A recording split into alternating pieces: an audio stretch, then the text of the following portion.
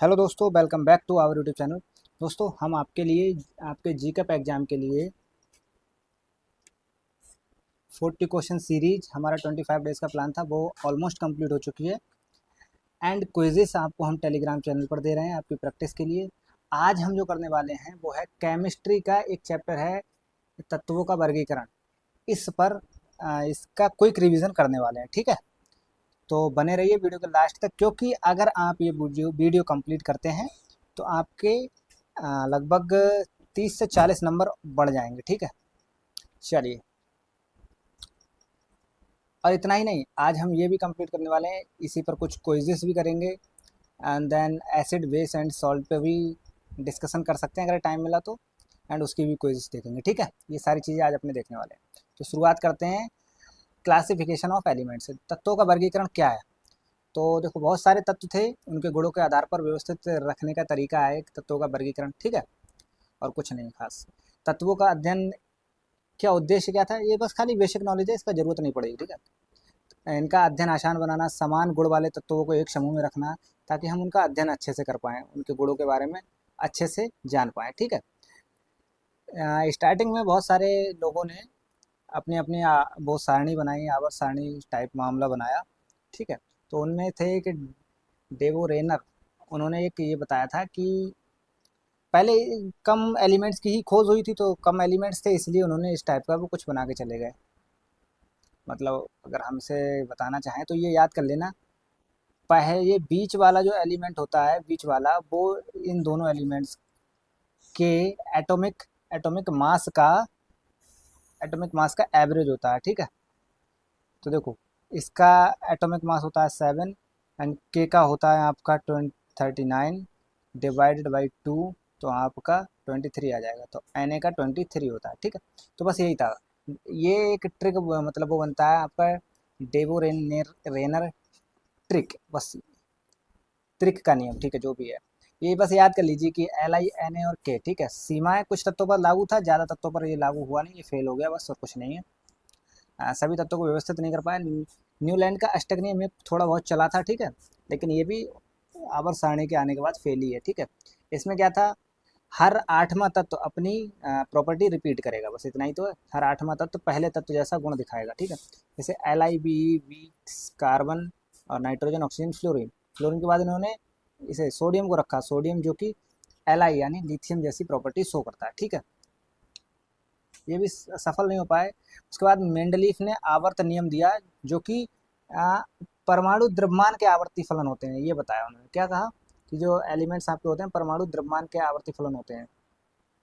इन्होंने क्या किया, तत्वों को बढ़ते परमाणु द्रव्यमान में रखा, समान गुण वाले तत्वों को एक समूह में रखा, और नए तत्वों के लिए इन्होंने खाली स्थान छोड़ दिए थे, ठीक है।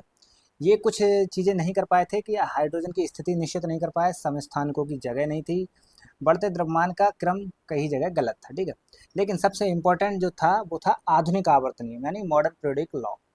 ये लॉ भी याद कर लीजिए, ये क्या है, तत्वों के गुण उनके परमाणु क्रमांक के आवर्त फलन होते हैं।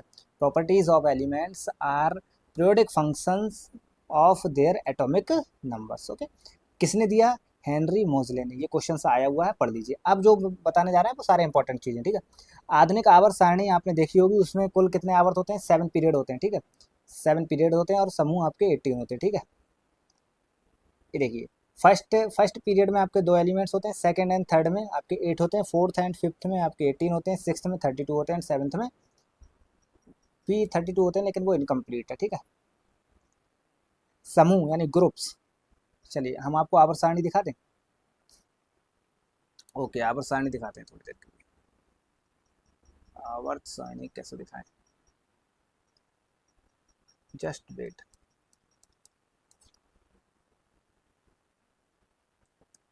1 सेकेंड।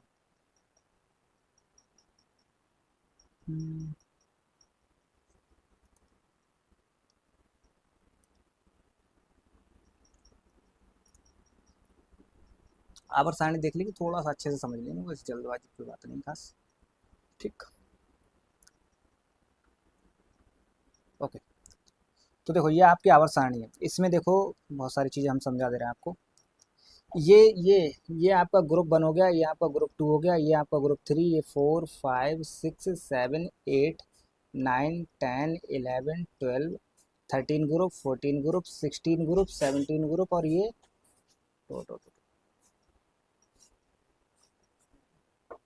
चलो हटाओ इसे।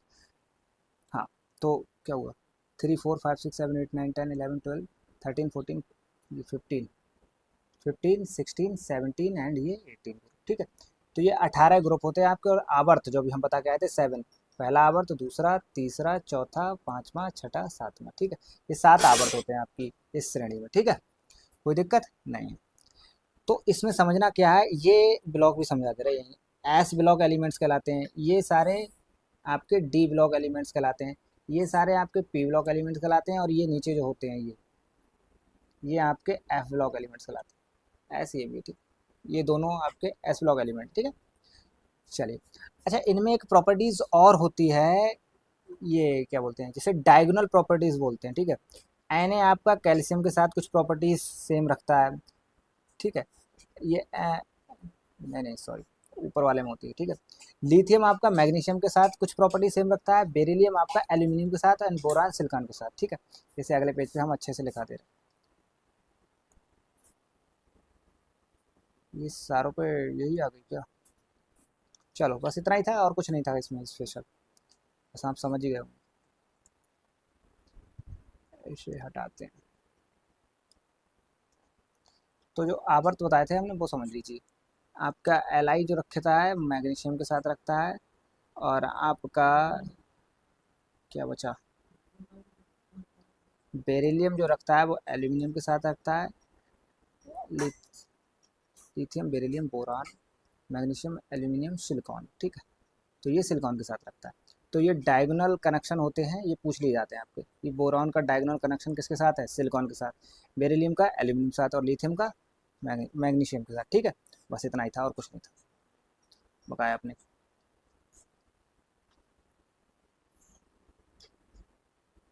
चलिए, ठीक है। तो अब क्या, vertical columns are called groups, ठीक है, बता ही दिया। ग्रुप बन के, हाँ ये और ध्यान रखिए, ग्रुप बन के जो एलिमेंट्स होते हैं उन्हें हम बोलते हैं एल्कली मेटल, उसमें नहीं दिखा रहा, बस यहीं याद कर लीजिए। ग्रुप बन के एलिमेंट्स को एल्कली मेटल्स बोलते हैं, ग्रुप 2 के एल्कलाइन अर्थ मेटल, ठीक है, मतलब हिंदी में बोलूँ तो क्षार धातु है, और इन्हें क्षारीय मृदा धातु, ठीक है। ग्रुप 17 को हेलोजन्स बोलते हैं, ठीक, एंड ग्रुप 18 को नोबल गैसेस, अक्रिय गैस, ठीक। धातु, अधातु और उपधातु, पीरियोडिक टेबल में धातु और अधातु, देखो पी ब्लॉक की साइड आपके अधातु होते हैं, और इस साइड आपके एस और डी ब्लॉक के एलिमेंट्स मेनली धातु होते हैं, ठीक है। और पी ब्लॉक में ही कुछ उपधातु होते हैं, ठीक है। धातु की प्रॉपर्टीज क्या होती हैं, चमकदार, ऊष्मा व विद्युत के चालक होते हैं आपके, तन्य व अघात वर्धनीय होते हैं, ठीक है।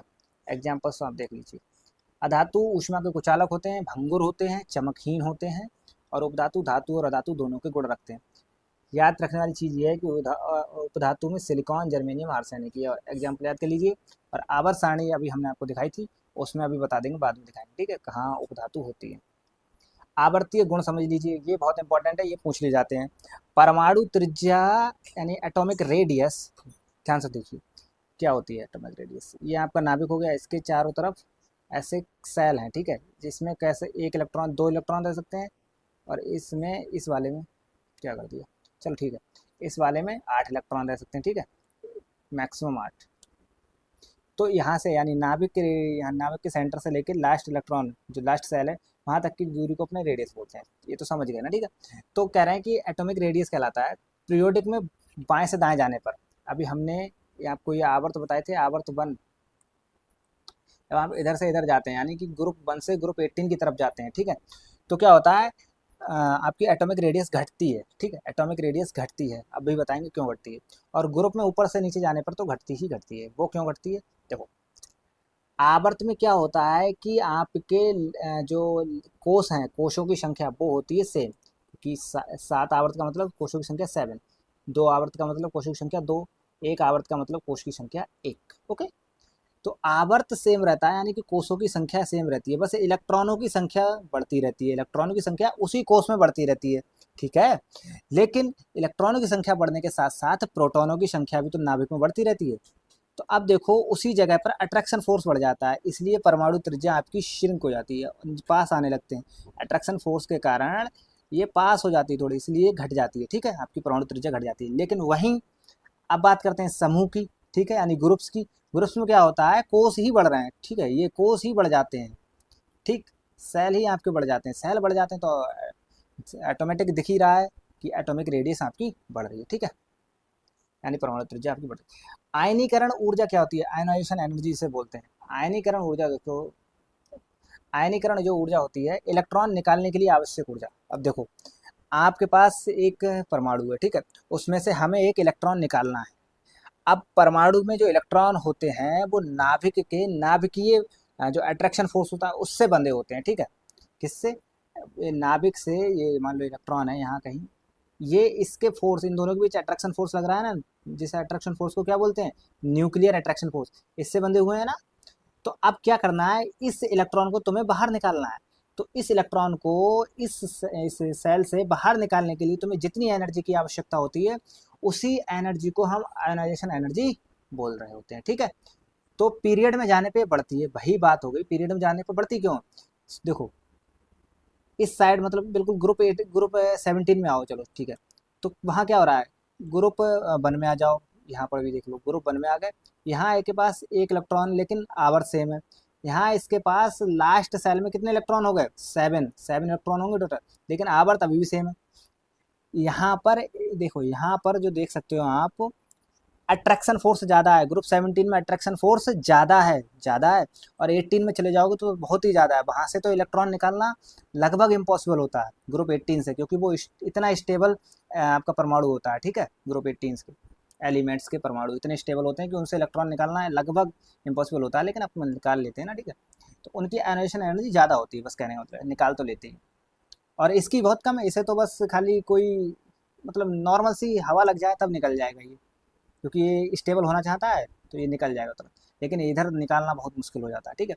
क्यों मुश्किल हो जाता है, क्योंकि अट्रैक्शन फोर्स ज़्यादा होता है, बस कुछ नहीं। अट्रैक्शन फोर्स ज़्यादा क्यों हो गया, क्योंकि नाभिक में प्रोटॉनों की संख्या यानी पॉजिटिव चार्ज बढ़ गया है, ओके, समझ गया ना। इसीलिए आपका आयनाइजेशन एनर्जी पीरियड्स में बढ़ती है, यानी कि बाएं से दाएं जाने पर बढ़ती है। ग्रुप्स में ऑफकोर्स घटेगी ही घटेगी, क्योंकि जैसी सेल बढ़ते जाते हैं तो नाभिक से इलेक्ट्रॉन्स की दूरी, सेल बढ़ाओगे नाभिक, इलेक्ट्रॉन्स की दूरी बढ़ती जाती है, ठीक है, मतलब वो एटॉमिक रेडियस बढ़ जा रही है। तो ये पॉजिटिव और ये नेगेटिव, इनके बीच अट्रैक्शन फोर्स कम हो गया तो आप आसानी से निकाल सकते हो, इसीलिए ऊपर से नीचे जाने पर ये घटती है, ठीक है। और ध्यान रहे कि आयोनाइजेशन एनर्जी से ऐसा नहीं है कि आप ये वाला यहाँ वाला इलेक्ट्रॉन निकाल रहे हो, लास्ट कोष के ही इलेक्ट्रॉन निकालते हो, ठीक है। विद्युत ऋणात्मकता, इलेक्ट्रोनेगेटिविटी, ये भी समझ लीजिए। इलेक्ट्रोनेगेटिविटी भी वही होती है दोस्तों जो भी हम बता के आ रहे हैं, ठीक है। इलेक्ट्रॉन्स को आकर्षित करने की क्षमता पीरियड्स में बढ़ती है और ग्रुप्स में घटती है, बस। अब बताओ, जिसके पास पॉजिटिव चार्ज ज़्यादा होगा वही तो इलेक्ट्रॉन को आकर्षित करेगा।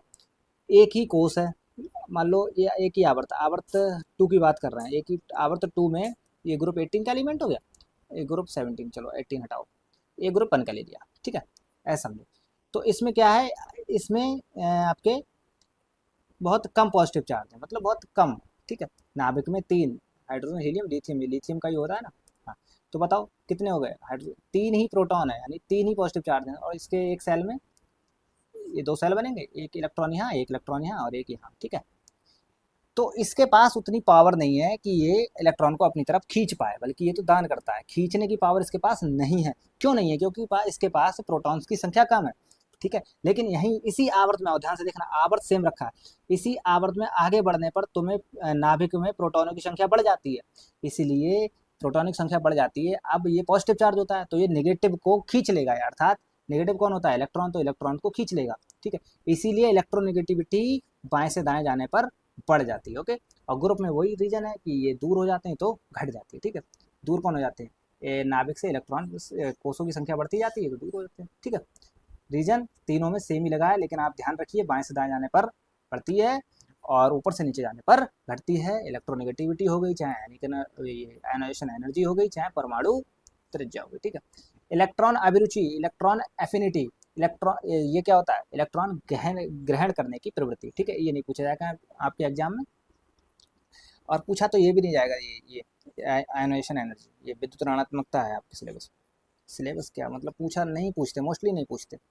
संयोजकता क्या होती है दोस्तों, किसी तत्व की संयोजन क्षमता, ठीक है, बता चुके हैं हम ऑलरेडी लास्ट वीडियो में कि संयोजकता क्या होती है, इसे दोबारा बताना टाइम वेस्ट करना होगा, ठीक है। बस आप याद ये ध्यान रख लीजिए, ग्रुप बन के सारे एलिमेंट्स की बैलेंसी यानी संयोजकता 1 होती है, क्योंकि इनके लास्ट कोर्स में एक इलेक्ट्रॉन होता है, इसलिए इनकी बैलेंसी 1 होती है। ग्रुप 2 के लास्ट कोर्स में जब इनका आप इलेक्ट्रॉनिक कन्फिग्रेशन करते हैं तो ग्रुप 2 के लास्ट कोर्स में आपके जो इलेक्ट्रॉन होते हैं वो कितने होते हैं, 2, इसलिए इनकी बैलेंसी 2 होती है। ग्रुप 17 के उसमें 1 होती है, ठीक है, मतलब एक इलेक्ट्रॉन चाहिए होता है, तो वही हमने बोला था नंबर ऑफ इलेक्ट्रॉन कितने चाहिए होते हैं। ओके, समझ गए ना, बस इन्हें हैलोजेंस बोलते हैं। एसपीडीएफ आपके ब्लॉक्स अभी हम बता के आ चुके हैं। लास्ट इन्हें बोलते क्यों, जिस जिस आप परमाणु का जिस भी एलिमेंट्स का इलेक्ट्रॉनिक कन्फिग्रेशन कर रहे हैं यानी इलेक्ट्रॉनिक विन्यास कर रहे हैं, उसमें अगर आपका लास्ट इलेक्ट्रॉन एस ऑर्बिटल में जाता है तो वो एलिमेंट एस ब्लॉक का होगा। यदि लास्ट इलेक्ट्रॉन पी ऑर्बिटल में जाता है तो वो एलिमेंट आपका पी ब्लॉक का होगा। यदि लास्ट इलेक्ट्रॉन आपका डी डी ऑर्बिटल में जाता है तो आपका जो एलिमेंट होगा वो डी ब्लॉक का होगा, ठीक है, ऐसी सेम। लेंथेनाइड एंड एक्टिनाइड श्रेणी जो पीरियोडिक टेबल से थोड़ा सा नीचे आप देखते हैं, नीचे रहती है, ठीक है, जो एफ ब्लॉक के एलिमेंट्स होते हैं तो वो होते हैं लेंथेनाइड और एक्टिनाइड। तो लेंथेनाइड 58 से 71 तक रखे गए हैं और एक्टिनाइड 90 से 103 तक, और ये रेडियो एक्टिव एलिमेंट होते हैं मोस्टली, ठीक है। कुछ इंपॉर्टेंट फैक्ट हैं, सबसे हल्का तत्व तो आपका हाइड्रोजन होता है, सबसे भारी प्राकृतिक तत्व तो आपका यूरेनियम होता है, याद कर लेना। सबसे अधिक विद्युत ऋणात्मक तत्व तो आपका फ्लोरीन होता है, फ्लोरीन, ठीक है। निष्क्रिय गैस से ग्रुप 18 को बोलते हैं। सबसे क्रियाशील धातु आपकी सीजियम है, ठीक है, सीजियम। और सबसे क्रियाशील अधातु है आपकी फ्लोरीन, सबसे क्रियाशील अधातु आपकी फ्लोरीन है। ओके, कोई दिक्कत? आइए, आधुनिक आवर्त नियम मोजले ने दिया था, ग्रुप 18 के तहत नोबल गैस कहलाते हैं, ठीक है। सबसे छोटी एटॉमिक रेडियस फ्लोरीन की होती है, किसकी, फ्लोरीन की होती है। और हैलोजेंस किस समूह में है, ग्रुप 17 में होते हैं, ग्रुप 17 को ही हैलोजन बोलते हैं, ठीक है। आधुनिक आवर्त सारणी में कितने समूह हैं, 18 समूह, ठीक है, पता है, ये तो पढ़ा चुके हैं, ठीक है, बस हो गया, इतना ही था। लेकिन कुछ इंपॉर्टेंट्स बातें हम आपको फिर से बता दे रहे हैं जो कि आपने याद कर लेनी है।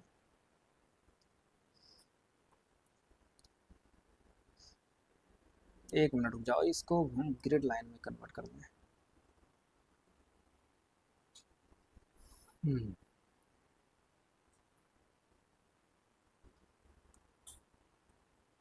ठीक है, इसे हटाते हैं पहले तो। आओ देखो, अब इस चैप्टर से एक चीज आपसे पूछ ली जाती है, क्रोमियम, क्रोमियम की, हाँ, क्या बोल रहा था, क्रोमियम और कॉपर, ठीक है, क्रोमियम और कॉपर का आपसे इलेक्ट्रॉनिक कन्फिग्रेशन पूछ लिया जाता है, ठीक है। ये आपने बताना है क्योंकि ये कुछ एक्सेप्शन है, तो ये आपके एग्जाम में पूछा जा सकता है, ठीक है, तो ये आपने बताना है। देखो, इससे पहले इन्हें बताने से पहले आपको एक रूल पढ़ना होगा जिसको हम बोलते हैं आफवाहू प्रिंसिपल, ठीक है। क्या बोलते हैं, आफवाहू प्रिंसिपल।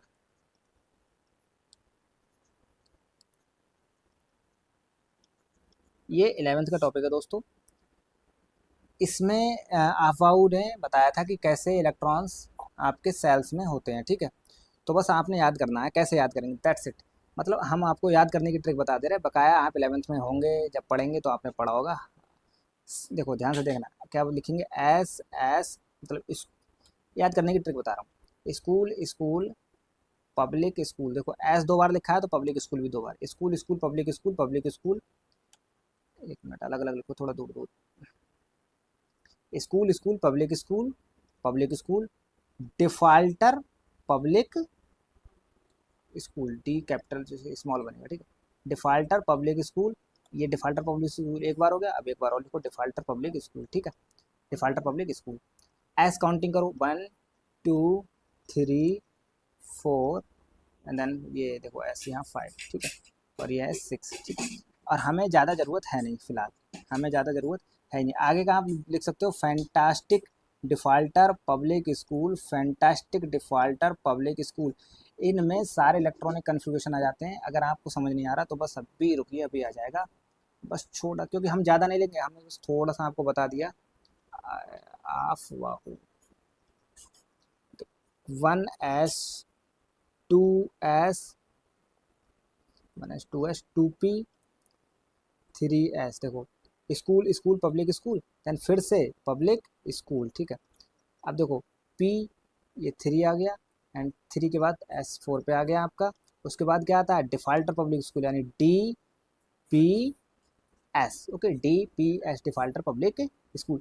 D, देखो S हुआ 1 से शुरू, P हुआ 2 से शुरू, और D होता है 3 से शुरू। ओके, और P को अभी देखो P3 लिख चुके हैं तो 4, और S 4 लिख चुके हैं तो देन ये 5। ठीक है, अब ध्यान सुन लो। एस में मैक्सिमम इलेक्ट्रॉन आपके रह सकते हैं 2, पी में मैक्सिमम इलेक्ट्रॉन आपके रह सकते हैं 6, और डी में मैक्सिमम इलेक्ट्रॉन आपके रह सकते हैं 10। ओके, अब हम इलेक्ट्रॉनिक कन्फिग्रेशन कराते हैं आपका। क्रोमियम का करो, ये एक्सेप्शन है, ठीक है। नहीं चलो पहले सोडियम का कराते हैं, उसके बाद एक्सेप्शन सिखा देंगे। अब जब सोडियम में कितने इलेक्ट्रॉन होते हैं, 11, ठीक है। तो करो, पहले इलेक्ट्रॉन 1s2, एस में कितने आएंगे, 2 आएंगे, मैंने भर दिया। फिर 2s, इसमें भी कितने आएंगे, 2 आएंगे, 2s2, ठीक है। 2p 6, पी में 6 आएंगे, ठीक है। कितने होगा, 2 2 4 और 6 10, एक बचा। अब 2p के बाद क्या लिखें, 3s, तो 3s, अब बचा ही एक इलेक्ट्रॉन है तो s में बन जाएगा, ठीक है। तो s में अभी हम आपको बताया के आए थे कि s ग्रुप में, मतलब s ब्लॉक में आपके ग्रुप 1 आता है, ग्रुप 2 आता है, इसी को तो s ब्लॉक बोल रहे थे। तो ग्रुप वन मतलब जिसके लास्ट, एस के लास्ट कोर्स में अगर एस में अगर 1 इलेक्ट्रॉन बच रहा है तो वो ग्रुप 1 से हो जाएगा। अगर यही 2 होता था तो ग्रुप 2 से हो जाते हैं आपके, ठीक है। तो बस आप ये समझ गए होंगे। ओके, हाँ। अब हम आपको कराते हैं क्रोमियम, जो कि हमने अभी बोला था आपके लिए थोड़ा सा एक्सेप्शन है, ठीक। क्रोमियम, और कहाँ गया वो, ये रहा। क्रोमियम और आपका कॉपर, ठीक है। क्यों है एक्सेप्शन, अगर नॉर्मली लिखो तो क्रोमियम का 24 होता है आपका, और इसका ये 29, ठीक है। तो अगर आप डायरेक्ट लिखो तो क्या लिखो, 1s2 2s2 2p6, ठीक है, 3s2, ठीक है, 3p6, यही तो लिखोगे। और 4s2, और उसके बाद 3d, देखो 2 2 4 10 2 12 12 6 18 18 तो 20, और ये d4, यही लिख दिया ना आपने, बस हो गया ना। अब देखो इसका लास्ट इलेक्ट्रॉन डी में गया है, लास्ट इलेक्ट्रॉन डी कोस में गया है, डी ऑर्बिटल में गया है, सॉरी, डी ऑर्बिटल में गया है। इसलिए इसलिए ये एलिमेंट यानी आपका क्रोमियम कौन से ब्लॉक से है दोस्तों, डी ब्लॉक से, ठीक है। अभी वही बात हो गई ना, अगर लास्ट इलेक्ट्रॉन आपका एस में गया होता तो कौन से ब्लॉक से होता, एस ब्लॉक से, ठीक है। तो ये अभी आपको पता लग चुका है डी ब्लॉक में, डी ब्लॉक एलिमेंट है, ठीक है। तो दोस्तों इसमें एक्सेप्शन क्या है, देखो इसमें होता क्या है, ध्यान से देख लेना। ये पेन चेंज नहीं हो रहा है, ओके। इसमें होता क्या है, बस इन दोनों को देखना। 4s1, यानी एस में 1 इलेक्ट्रॉन आ जाता है और डी में 5 आ जाता है।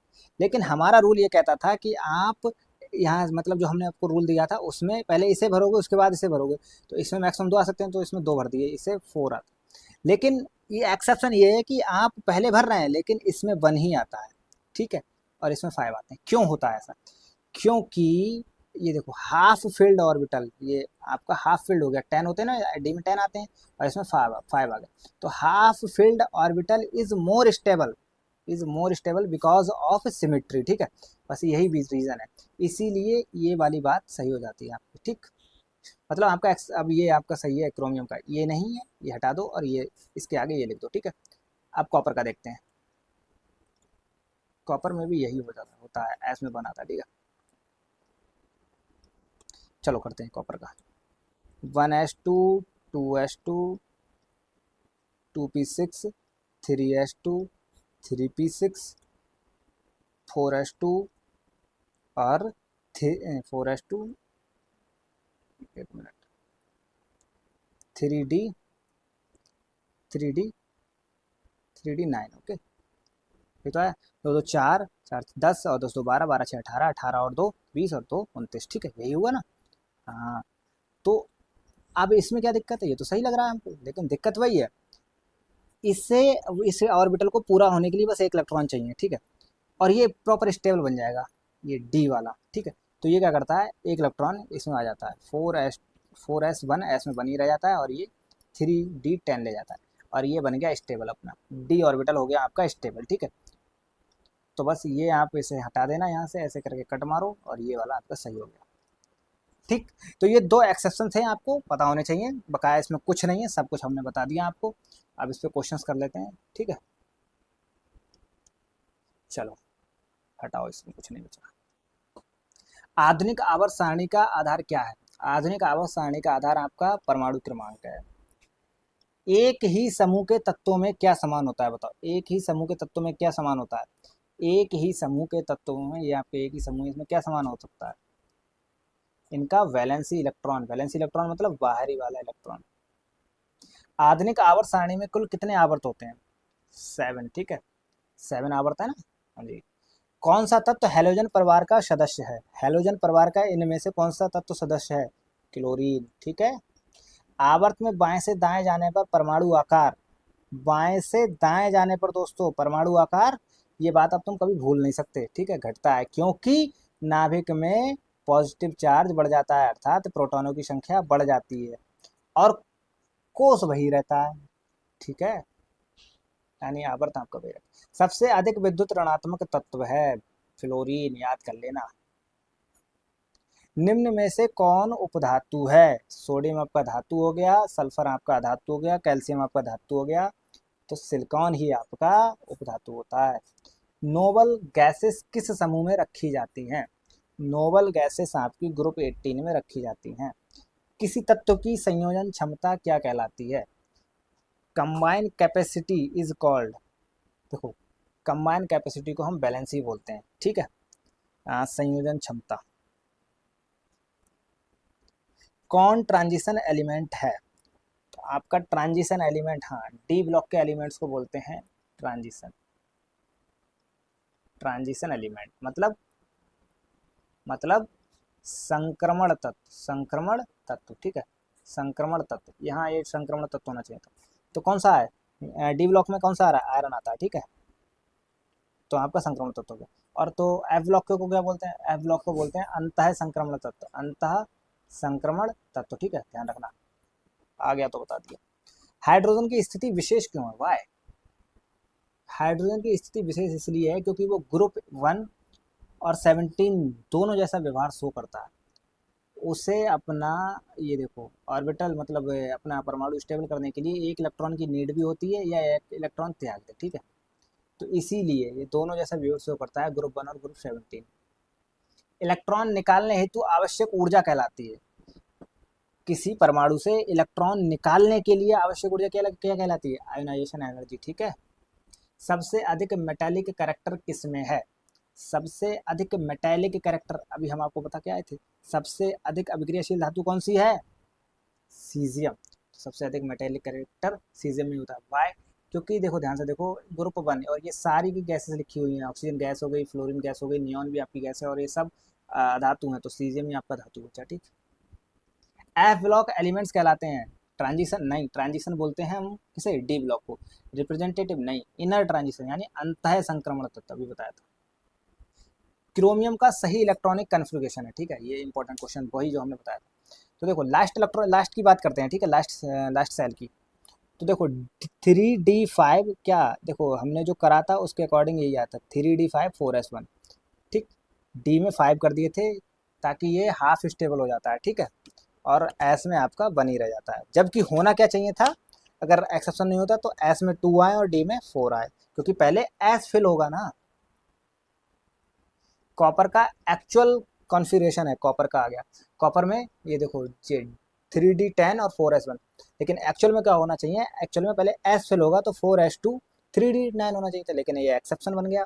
क्यों बन गया? क्योंकि ये स्टेबल, डी को 10 इलेक्ट्रॉन मिल गए तो ये थोड़ा स्टेबल हो जाता है, और हर कोई, हम तुम्हें पहले ही बता चुके हैं पहले वाली वीडियो में, हर एलिमेंट स्टेबल होना चाहता है, हर परमाणु स्टेबल होना चाहता है, ठीक है।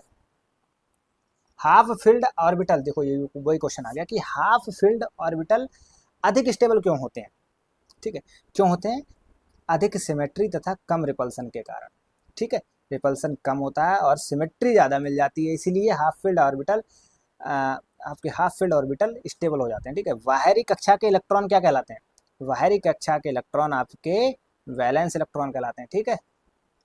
पीरियड में इलेक्ट्रोनेगेटिविटी, पीरियड मतलब आवर्त, आवर्त में इधर से इधर जाओगे यानी बाएं से दाएं, तो इलेक्ट्रोनेगेटिविटी बढ़ती है, ठीक। सबसे छोटी एटॉमिक रेडियस, सबसे छोटी एटॉमिक रेडियस क्या होती है दोस्तों, है? सबसे छोटी एटॉमिक रेडियस किसकी होती है, फ्लोरीन की होती है, ठीक है, नहीं नहीं हीलियम की होती है, ठीक है। फ्लोरीन तो आपका सबसे मोस्ट इलेक्ट्रोनेगेटिव एलिमेंट है। तो सारे हो गए जी, बिल्कुल देखो 20/20। ध्यान रखना ये सबसे छोटी एटॉमिक रेडियस आपकी हीलियम की होती है, ठीक है, फ्लोरीन की नहीं। हो जाएगा ना। अब बताओ इस चैप्टर में कुछ अगर आपसे हमसे छूट गया हो तो आप बता देना, हम आपको टेलीग्राम ग्रुप पे बता देंगे, ठीक है। मुझे नहीं लगता अब आपके एग्जाम में इससे बाहर इस चैप्टर से कुछ आ जाए, ठीक है। तो अच्छे से तैयार कर लीजिए, कुछ भी समस्या हो तो पूछ लीजिए, ठीक है, कोई दिक्कत वाली बात नहीं। वीडियो कितनी लंबी हो गई, हाँ 31 मिनट की आपकी वीडियो हो चुकी है, तो रहने दें या और कराएं, चलो रहने देते हैं, नेक्स्ट वीडियो में दे देंगे, ठीक है। अभी हम अपना एग्जाम दे के आए हैं तो प्रॉपर देखो, तो आपको टाइम तो इस बार तो टाइम दिख रहा होगा, 2:05 हो रहे हैं, ठीक है। अभी अभी ये मतलब दोस्तों इनको बनाने में ना, ये देख सकते हैं आप, इन चीज़ों को बनाने में बहुत टाइम लगता है ये, क्योंकि अगर मैं लिखूं तब भी इतना ही टाइम लगना है, तब और ज़्यादा लगना है, और वो अच्छा भी नहीं लगता लिखा हुआ, तो इसलिए ये बनाना पड़ता है। और उसके बाद ये क्विज़ बनाने में तो मैं तुम्हें कैसे बताऊँ, एक्सप्लेन नहीं कर सकता इन चीज़ों को। कोडिंग, कोडिंग जो मैंने 4th सेमेस्टर में था तब सीखी थी, उसका यूज मुझे नहीं लगा था कि मैंने कभी यूज़ कर पाऊँगा, लेकिन आज उसका यूज यहाँ हो रहा है, ठीक है। 4th सेमेस्टर में हम कुछ पढ़ाई नहीं करते थे, जब हम अपने पॉलिटेक्निक में हैं 4th सेमेस्टर तक, तो हम क्या करते हैं, हमारे एक चस्का चढ़ा था कोडिंग सीखने का, तो हमने जावा लैंग्वेज सीख ली थी, बेसिक सीखा था, तो उसका यूज हम यहाँ पर कर रहे हैं, इस इन क्विज़ को बनाने के लिए। सच में रियली में जावा स्क्रिप्ट और जावा लैंग्वेज का यूज़ हो रहा है, यू डोंट बिलीव, ठीक है। तो फिलहाल आज के लिए इतना ही रखते हैं, अभी हम शाम को थोड़ा सा रेस्ट लेने के बाद वीडियो फिर से रिकॉर्ड कर देंगे, ठीक है, आपको दे जरूर देंगे, ओके।